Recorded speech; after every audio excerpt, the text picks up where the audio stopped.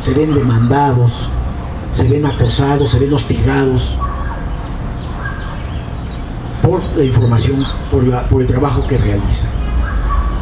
De tal manera que la presión hacia los medios de comunicación independientes es permanente y constante.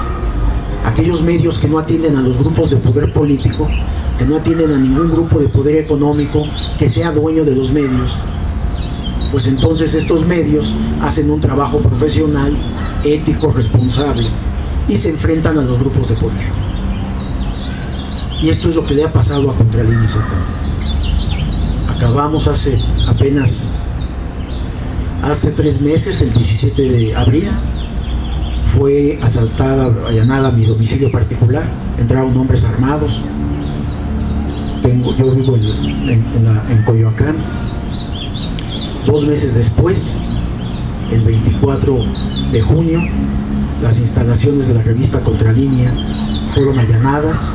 Varios sujetos ingresaron en la madrugada, permanecieron durante 5 horas en las instalaciones, rompieron puertas, ventanas, escritorios y se robaron todo el equipo de cómputo de todos los periodistas, todas las grabadoras, las cámaras de video, las cámaras fotográficas, libretas, archivos periodísticos, en un acoso claramente para impedir el ejercicio profesional de esta publicación, que es una publicación modesta, es una publicación pequeña, pero bueno, que tiene que enfrentar este tipo de acosos y hostigamientos. Pero eso aún así no nos desanima. Nosotros sabemos y tenemos claro cuál es nuestra misión, cuál es nuestro trabajo, es investigar e informar lo que está mal en la sociedad, lo que está mal, lo que están haciendo mal los distintos grupos de poder político y de poder económico. Y eso es lo que les incomoda y eso es lo que les molesta. Desearían que no existiéramos, desearían que no hiciéramos nuestro trabajo. Nosotros estamos empecinados, obstinados en cumplir con nuestro trabajo. Nuestro trabajo se debe a la sociedad, no se debe a ningún grupo de poder político ni a ningún grupo de poder económico. Entonces, cuando hacen este tipo de acciones en contra de nosotros, lo que buscan y lo que pretenden es que dejemos de hacer nuestras investigaciones, desaparecer Contralínea. Somos un equipo de 40 personas los que hacen la publicación y nos hemos especializado en esto que se conoce en todo el mundo como periodismo de investigación. Hemos tomado cursos, talleres, nos hemos preparado para poder hacer de la mejor manera este trabajo. Y el resultado ha sido esto, lo que estamos informando constantemente en la revista impresa. También tenemos nuestra página de internet, que es totalmente gratuito, donde pueden ingresar a nuestras publicaciones y tendrán todos los artículos que investigamos y que publicamos a su disposición. Y es importante que los lean. Damos otra visión de este país, damos otra visión de las cosas, alejado totalmente de lo que dicen los demás medios de comunicación, y creemos que es importante que haya esta divergencia de información para que nosotros, la sociedad, pueda ir formando criterio u opinión de lo que está sucediendo. Esto es lo que hace Contralínea. Nosotros tenemos claro que este trabajo que realizamos y todo lo que enfrentamos tiene un significado. Para nosotros es muy importante que ustedes sigan leyéndonos, porque esto nos da vida y nos permite seguir existiendo. Esto nos permite seguir trabajando, informando, y no nos sentimos solos, que es lo más importante, porque las agresiones que constantemente padecemos, cualquier otra publicación o cualquier otros colegas periodistas, pues ya estarían anímicamente destrozados, porque no es esto, la última década que hemos enfrentado alrededor de 15 demandas en tribunales de distintos actores políticos, empresariales. Hemos enfrentado robos y allanamientos a las instalaciones, hemos enfrentado amenazas de muerte, no se diga intervenciones telefónicas, amenazas directas a los reporteros cuando van en el metro, se suben a un autobús, que les piden sujetos que se acercan y les dicen dejen de investigar y dejen de escribir, y se van, que es un intento amenazante para amedrentarlos, para meter miedo y que dejen de hacer su trabajo. Afortunadamente nosotros tenemos bien estudiado este fenómeno de presión hacia este equipo de investigación, y nos defendemos bien, entendemos esto y seguimos trabajando. No hemos dejado de hacer nuestra labor, que creemos es importante para algún sector de la sociedad. Desgraciadamente, parte de lo que decíamos, tenemos una población que lee muy poco, que prefiere informarse medios electrónicos, algo que no le cueste trabajo, y a veces toda esa información que proviene de distintos medios, de distintos corporativos, es información manipulada, es información que sale de las áreas de comunicación social, de las oficinas de prensa, de las secretarías de Estado, de los organismos empresariales, de las cúpulas empresariales, de tal manera que esa información, que esos grupos es lo que quieren dar a conocer. Pero lo interesante de todo es saber qué hacen todos esos funcionarios y burócratas con el dinero público, por ejemplo, qué hacen todos estos grandes corporativos empresariales, ahora transnacionales, en su relación con el gobierno. Como ustedes saben, el gobierno es un gran contratista donde se utiliza dinero público para adquirir bienes y servicios. Bueno, en medio de todo esto, y Pemex es un actor muy importante en esto, en medio de todo esto hay una gran corrupción. Ahí se desvían miles de millones de pesos. Y esto es lo que no quieren que se sepa. Entonces, cuando uno investiga y uno da a conocer, como lo hacemos en Contralínea, pues vienen toda esta serie de presiones. Y entonces que nos pregunten a nosotros, ¿hay libertad de prensa? ¿Hay libertad de expresión? ¿No? Nosotros tenemos una opinión distinta de los demás medios de comunicación, porque nosotros investigamos. Entonces las presiones sí son contra nosotros.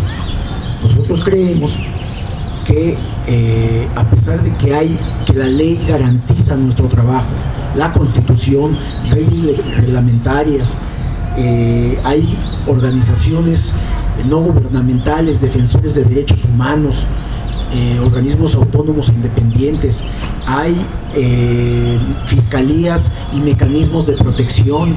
Hace unos días precisamente estuve en la Secretaría de Gobernación, donde se analizó el caso de Contralínea. Fue apenas esta semana, eso fue el jueves, creo, en donde una reunión que presidía la subsecretaria Lía Limón, subsecretaria de Atención de Derechos Humanos, una cosa así, de la Secretaría de Gobernación, y había funcionarios de muchas dependencias gubernamentales.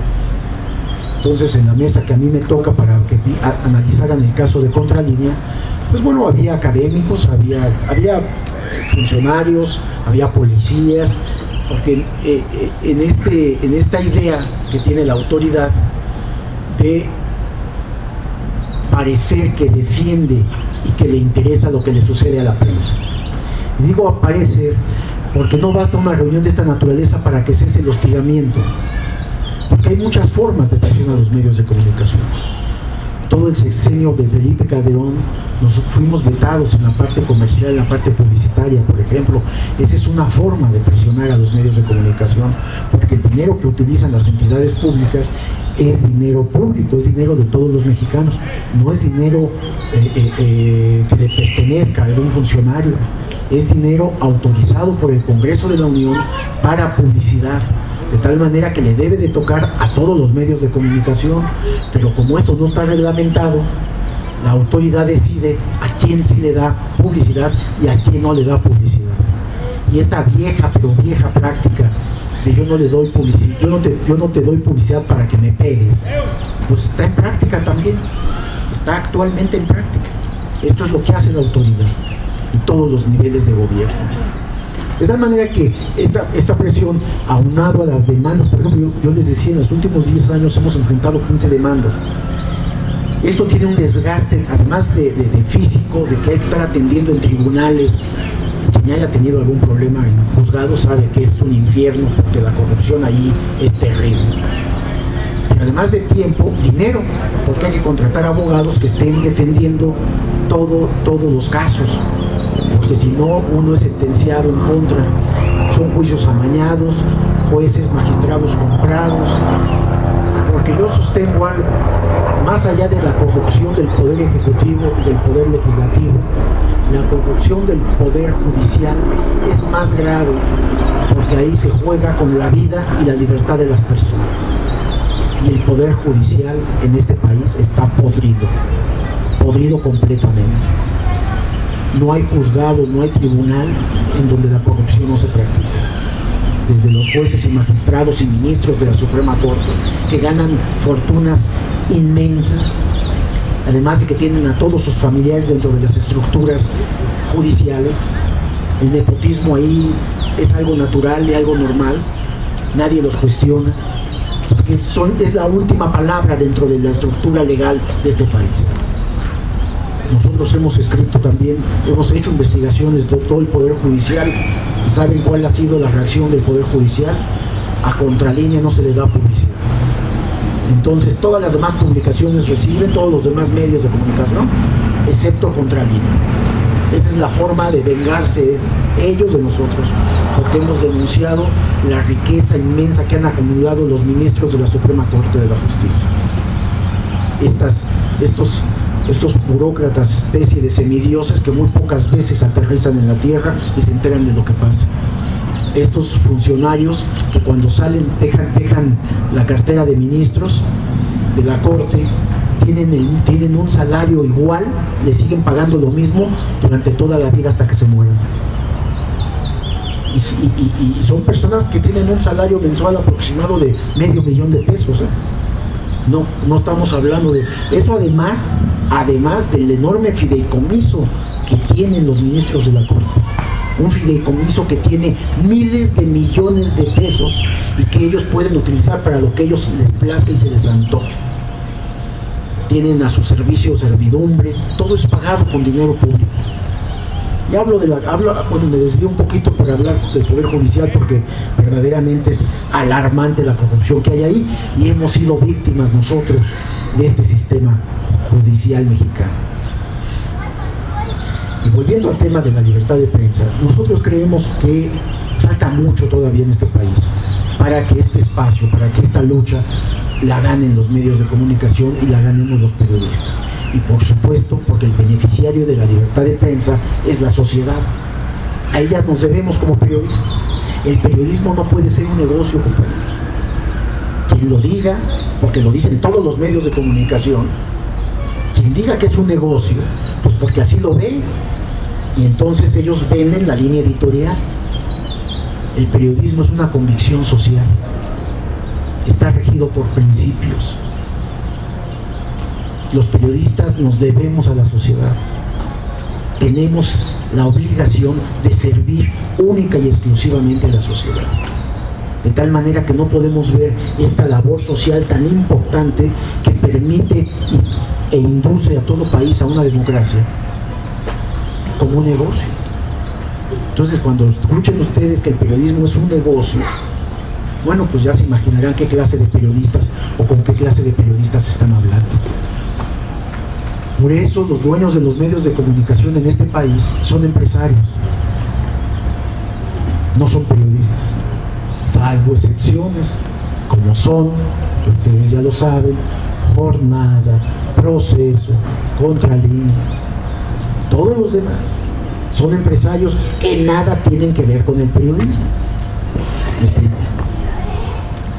Entonces, bajo este criterio, nos damos cuenta que esto que se pregona desde la Presidencia de la República, en la Secretaría de Gobernación, en el Congreso o en el mismo Poder Judicial, que mencionan que en México sí se respeta la libertad de prensa, se ejerce la libertad de expresión, se permite la libertad de opinión.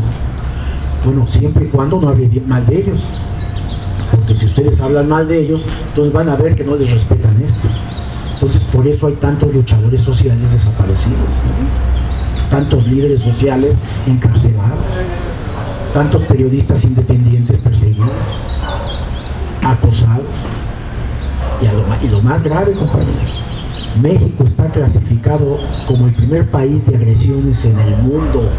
Es decir, ni los países en guerra tienen tantos periodistas muertos. ¿Y por qué será? Pues no, que aquí sí se respeta la libertad de prensa, se respeta la libertad de expresión, se respeta el derecho a la información de la ciudadanía. Entonces, ¿por qué hay tantos periodistas muertos? porque hay tantos periodistas perseguidos, acosados, encarcelados. En el Distrito Federal, desde que la izquierda, una parte de la izquierda, ha tenido el control, tiene leyes muy avanzadas en cuanto a la defensa de los periodistas. Es verdad, cuando nos citan en tribunales acusados de difamación, de daño moral y de todas las cosas que se inventan, ya no es un delito, es una cuestión administrativa. Claro, tenemos que contratar abogados y asistir a los tribunales cuantas veces nos citen, pero ya no pueden encarcelar por este motivo en el Distrito Federal. Y las multas son verdaderamente cómodas para pagarles, diría yo. Eso en el Distrito Federal. ¿Qué hicieron con Contralínea para evitar que las leyes del Distrito Federal nos defendieran? Bueno, nos entablaron juicios en Jalisco y en Sinaloa. Pero ¿cómo, si este no es un delito que pueda estarse trasladando a otros estados? Entonces fabricaron y maquinaron toda una estrategia legal tramposa para simular que teníamos trabajadores en esas entidades de la República, personas que se acreditaban como que trabajaban para nosotros sin trabajar para nosotros, a las cuales ni conocemos. Entonces estas personas se les abrió juicio allá y entonces nos obligaron a tener que defendernos en esos tribunales, pero nunca nos avisaron, nunca se nos notificó, se llevaban los juicios en ausencia nuestra porque nadie nos avisaba. O sea, no hay peor violación constitucional que esto. Pues esto hacían. Y nos sentenciaron en esos estados y nos encontraron culpables y nos obligaban a pagar cientos de miles de pesos si no queríamos ir a prisión. Y hemos tenido que enfrentar todas estas cosas. Hemos ganado casos en la Suprema Corte, hemos ganado juicios en la Suprema Corte.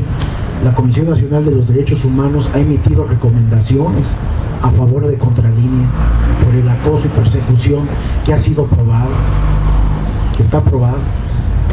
En fin, nos defendemos con lo que podemos, pero lo más importante para nosotros, para seguir adelante en nuestro trabajo, es el apoyo de todos ustedes. Es importante. Ustedes, por supuesto, pueden ver la televisión, pueden escuchar la radio, pueden leer cualquier cosa que quieran leer, pero aprendan a diferenciar quién les dice qué cosa y por qué se los dice.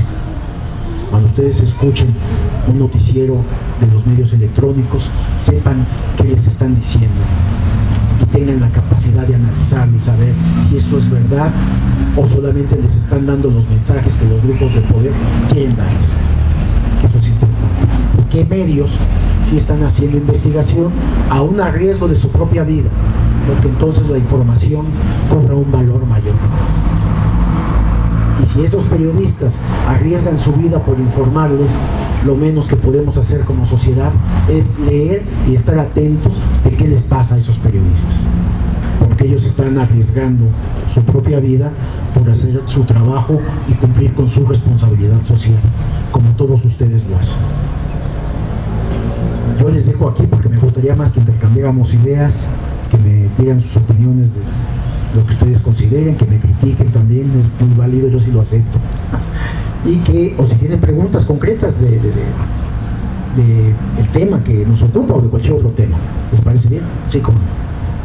¿Quieres que le pasemos el micrófono? Si quieren, acumulamos 3 preguntas. A ver, ¿alguna pregunta o comentario? El tema es muy interesante, me gusta leer mucho. Qué bueno. Y eso me ha llevado a leer artículos. Pero usted qué propone, aparte de esta pequeña charla, para que tuviese más difusión, porque la prensa común es el charquito de sangre, no hay más información que ayude a educar a un pueblo para que vea los problemas políticos y les dé solución en función social. No sé si me entienden. Sí, claro. Y mi preocupación, porque sí, ya tiene mucho tiempo que aquí se matan más a los periodistas, desaparecen. Y es doloroso que para un México que supuestamente está en este siglo atravesando situaciones tan difíciles como el narcotráfico que aparece en cuerpos por donde quiera, y es aunado a una política social que estrangula a la gente, la atemoriza. Bueno, ¿alguna pregunta, comentario al respecto de lo que ha comentado aquí nuestro compañero director de Contralínea? Buenas tardes. A mí me gustaría preguntarle más sobre la revista Contralínea, cuál es su origen, cómo está conformada. O sea, yo confío, por ejemplo, en publicaciones con sus reservas, como La Jornada, que es una cooperativa que tiene ya cerca de 30 años, Proceso, que es otra cooperativa, pero de Contralínea no sé cuál sea su origen. Y bueno, sí considero que debemos de tomar conciencia, estar informados sobre todo los periodistas que están en riesgo. Sé que hay algunas periodistas que son perseguidas, hay una que tiene que estar en Estados Unidos, está San Juana, Anabel es la que está en Estados Unidos, ¿no? No, están acá las dos, están en ¿sí? México, pero sí son perseguidas, dan protección. De ellas, pues, por lo mismo sabemos muy poco. Calculo que están en la clandestinidad, no sé hasta qué punto estén trabajando, pero para la mayoría de nosotros no es fácil informarnos sobre ellas y pues estar al pendiente de qué sucede. Sí. Sabemos del riesgo, pero también pues pienso que una de las cuestiones importantes es difundir la información, el trabajo que hacen ustedes, pero la otra pues sería tratar de defenderlos de alguna manera, no sé, mandando cartas, buscando entre nosotros crear pues información para que saber qué les está pasando, ¿no? Sí. Muy bien, ¿alguien más? Bueno, pues muchas gracias por tu presencia. Yo más que nada te quisiera preguntar dos cosas. Una, Contralínea la he leído y me parecen los temas no agresivos, pero sí muy contundentes acerca de las críticas que hacen contra lo que está pasando aquí en México. Me gustó tu último artículo de si es igual el PAN que ahora el PRI que el PAN. Y antes decían que el PAN que el PRI, ahora es el PRI que el PAN. Y por otro lado, lo que comentaba el compañero, me parece que la compañera Anabel Hernández andaba haciendo una especie de protectorado para periodistas. ¿Qué sabes de esto? Sí, cómo no. Sí, nos conocemos, pues, cuando los periodistas hacen este tipo de cosas, nos conocemos perfectamente. San Juana vive en Monterrey. Por cierto, les recomiendo su último libro, que vale la pena que lo compren, vale la pena. Se llama Las amantes del poder y son varios relatos de funcionarios de todos los niveles de gobierno en las relaciones que tienen con las relaciones personales, con sus esposas, amantes, etc. Y aunque hay una teoría, una idea de que es una línea que no debe de rebasarse, este es un trabajo muy profesional, que vale la pena que lo lean, porque se van a enterar de muchas cosas. Es un buen trabajo. Ella vive en México actualmente, escribe para La Jornada precisamente. En el caso de Anabel, ella también vive en México y escribe en Proceso, sigue investigando. Ambas escriben libros también, investigaciones que culminan en libros. Y hay más periodistas que son investigados, son señalados, son acosados, perseguidos, amenazados. Tal vez muchos de ellos no se entera uno, o la sociedad, porque lo mantienen muy en reserva. Hay muchos periodistas que traen protección de autoridades. Yo personalmente a mí me lo han ofrecido, no lo he aceptado. No creo que un reportero pueda andar haciendo su labor con un par de guaruras en la espalda. Pero eso es algo personal. Yo también respeto a quien sí lo acepta porque está en riesgo su vida. Eso es una decisión personal. En el caso de Contralínea ya tenemos 13 años trabajando. Y Contralínea la fundamos un equipo de periodistas, todos somos periodistas, y salió después de que yo soy el de la idea editorial, después de que presidí la Fraternidad de Reporteros de México, una organización independiente de periodistas que se fundó después de la crisis del 94. Cuando se dio la crisis del 94, cuando cambian de sexenio, que Salinas deja el poder y entra Zedillo, y uno le dejó los alfileres y el otro se los quitó, si se acuerdan, y de país maravilloso y rico que éramos, pasamos a ser uno de los países más pobres de Latinoamérica. En aquel momento, como sucede en todas las empresas, lo primero que hacen en una crisis económica es despedir trabajadores. Pues en los medios de comunicación, la industria de los medios de comunicación, lo primero que hicieron los dueños de los medios es despedir periodistas, como si no fuéramos necesarios. Entonces ese grupo de periodistas que quedaron en el desempleo se juntaron con otros periodistas que sí teníamos empleo y fundamos la Fraternidad de Reporteros. Yo fui el cuarto presidente de esta organización gremial, pero con un objetivo, que si yo asumía la presidencia, yo quería hacer un medio de comunicación que diera trabajo a los periodistas desempleados. Algunos, pues no, hay muchísimos periodistas en el desempleo, pero para que sirviera de algo. Y entonces ahí fue donde planeé, organicé y construimos un grupo de reporteros, la revista Contralínea. Es totalmente independiente de cualquier área gubernamental y de cualquier área empresarial. Y tiene una línea, no, es realmente la revista opera con pérdidas cada número. Porque les digo, no nos dan publicidad por la línea editorial. O sea que se mantiene de sus propios esfuerzos. Se mantiene de sus ventas, pero también nosotros llegamos a tener 25 revistas, una por cada estado de la República. Crecimos, pero la crisis nos ha ido comiendo. Entonces cada revista en los estados podía tener publicidad. Entonces de eso se mantenía toda la organización.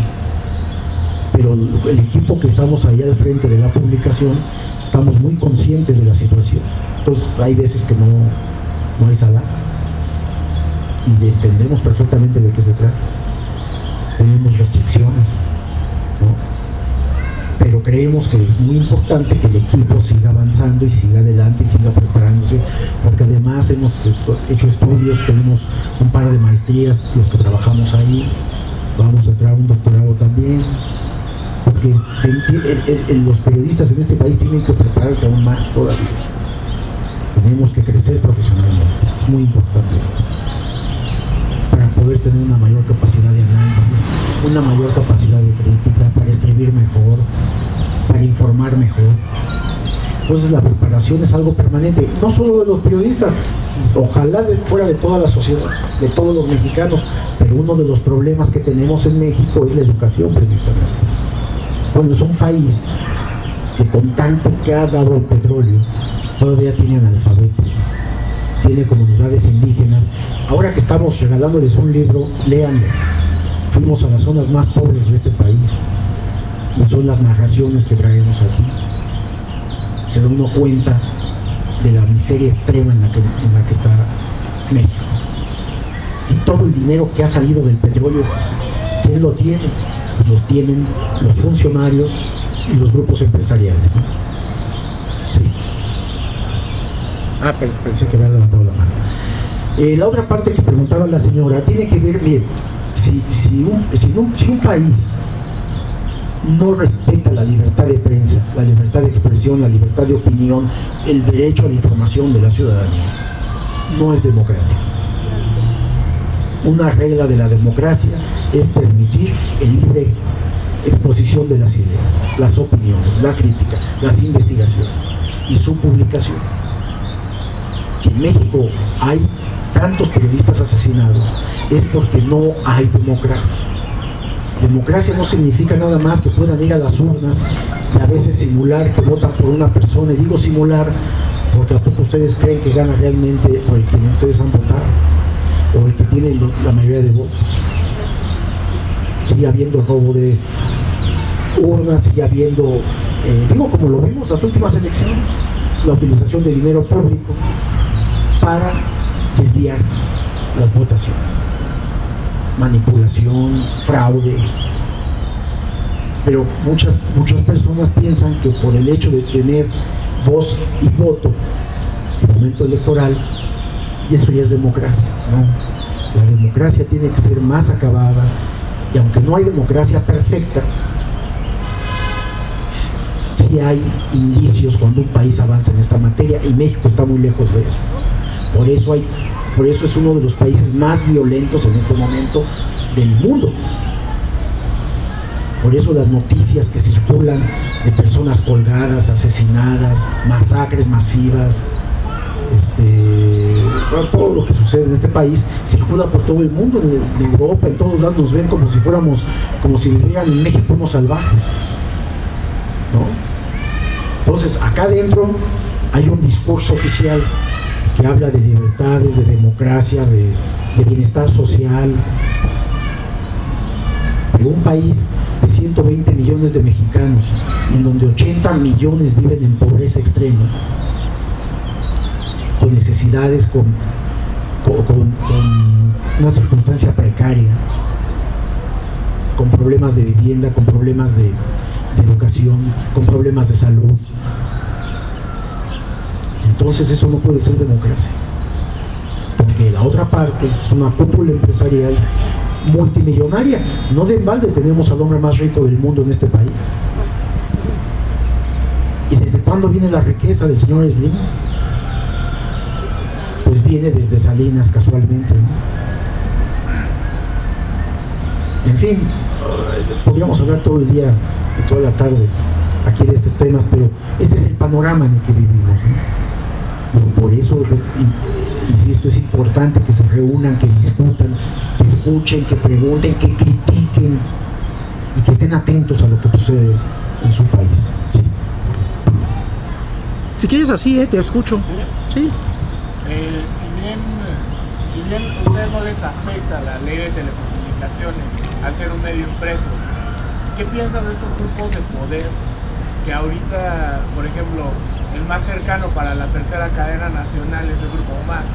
Grupo MAC, editor de la revista Cambio que no es otra cosa más que más publicidad para el PRI, ya que los señores marxistas vienen de todo el grupo de Atlacomulco. ¿Qué piensas de cómo están haciendo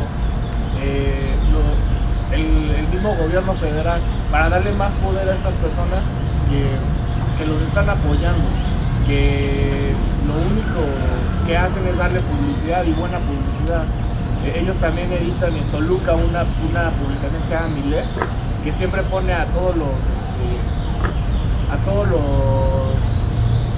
los que participan en el gobierno del PRI como unos casi semidioses. ¿Qué piensas de esto? ¿Cómo podemos combatir estos grupos de poder que tienen tantísimo dinero y que malinforman a la población? Sí, sé perfectamente a qué te refieres y sí te confirmo. Una de las cadenas nuevas va a ser a los Maxis. Yo lo tengo confirmado. Yo estaba trabajando para Grupo Mag y de hecho estoy perfectamente enterado de cómo es yo soy abogado, yo estaba en el área legal del Grupo Mag. Entonces sé perfectamente que ellos van a tener la tercera cadena nacional. Pero desde adentro no lo puedes combatir porque es un grupo enorme. O sea, de hecho a la boda de Luis Enrique Maxice acudió el Peña Nieto, nada más para cerrar ese trámite. ¿Cómo combatirlo? Sí, pero digo, de poder combatirlos, pues son de negocios que utilizan los medios de comunicación como negocio para además hacer otro tipo de empresas, obtener otro tipo de concesiones y de permisos.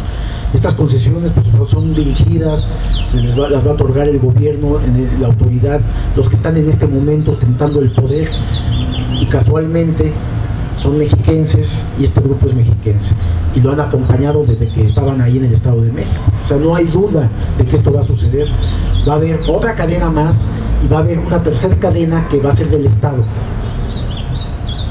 Pero, ¿cómo combatirlo? Pues yo creo que una parte importante es que la población sepa distinguir qué información les proporciona este tipo de corporativos mediáticos. ¿A quién atienden? ¿A qué intereses atienden estos medios de comunicación? ¿Por qué hablan tal? ¿Por qué defienden a tal? ¿Por qué hacen esto? ¿Por qué atacan acá? ¿Por qué atacan allá? Tenemos que identificar este actuar de los distintos medios de comunicación para ubicarlos y clasificarlos y tenerlos en un marco bien ubicado. Y entonces tienen que enfocarse a ver la otra parte de la moneda, que en sí les da información que a ustedes les sirve para la toma de decisiones, para conocer realmente lo que está pasando en el país. Yo coincido, me parece a mí que el periódico La Jornada es el diario más, para mi gusto, más importante, que me gusta además el periódico. Coincido con sus reporteros, su línea editorial.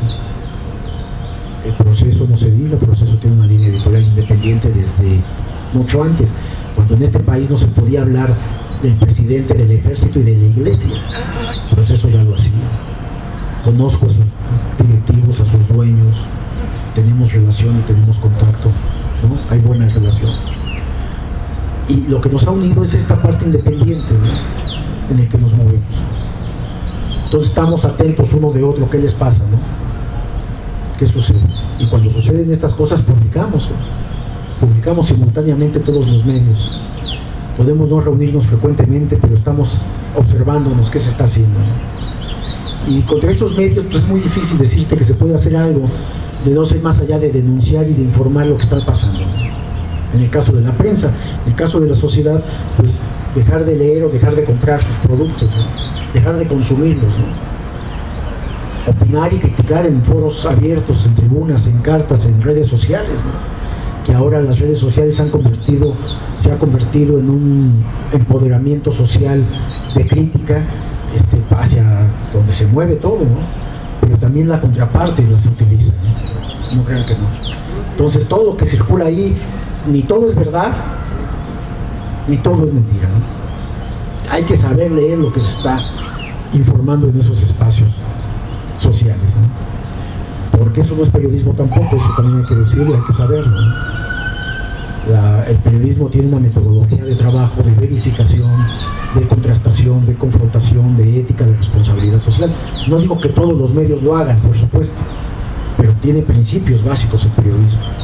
Lo que circula en las redes sociales, más allá de los propios medios, pues es opinión de la ciudadanía, ¿no?, que a veces también hemos visto tiene partes negativas y partes positivas. Hemos visto cómo satanizan de repente algo, o cómo algo que alguien maneja se convierte en verdad masiva, pero no sabemos si es cierto, ¿no? Entonces se puede criticar a alguien que sea un luchador social, un crítico, etc., pero manipulado por gente desde el poder, ¿no? O sea, también el poder utiliza las redes sociales.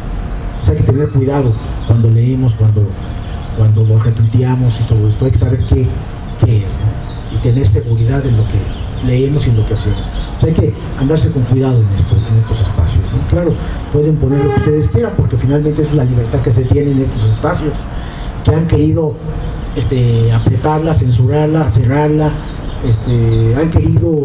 han intentado diversos mecanismos para poder controlar, y no lo han logrado hasta ahora. Esperemos que no lo logren, porque son espacios libres e independientes, ¿no? Pero ya veremos más adelante, porque va a ser muy difícil que se mantengan así tanto tiempo, ¿no? El poder lo que hace es acotar y presionar para que esto no suceda, ¿no?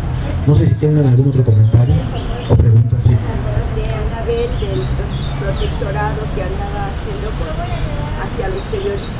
Sí, bueno, sí, Anabel, no conozco exactamente qué esté haciendo en este terreno, pero Anabel es una de las periodistas perseguidas desde que publicó trabajos periodísticos en contra de uno de los policías más corruptos de este país, que es Genaro García Luna.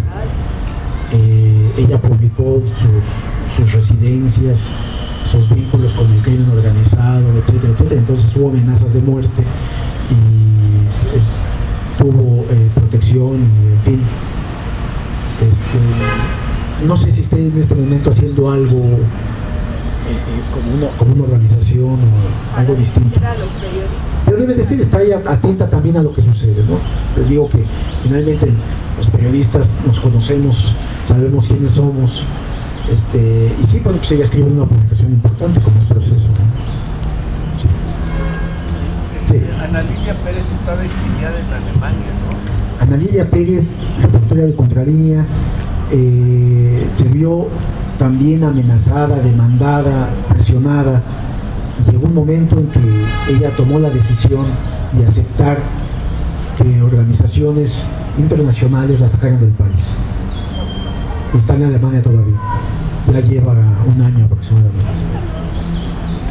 Ha escrito varios libros que tienen que ver con el petróleo. ¿Y sigue publicando en Contralínea? No, tiene un año que se mantiene, y tengo entendido que está haciendo investigaciones para publicar libros, pero no, y sigue por allá, no ha publicado más en ello. Sí.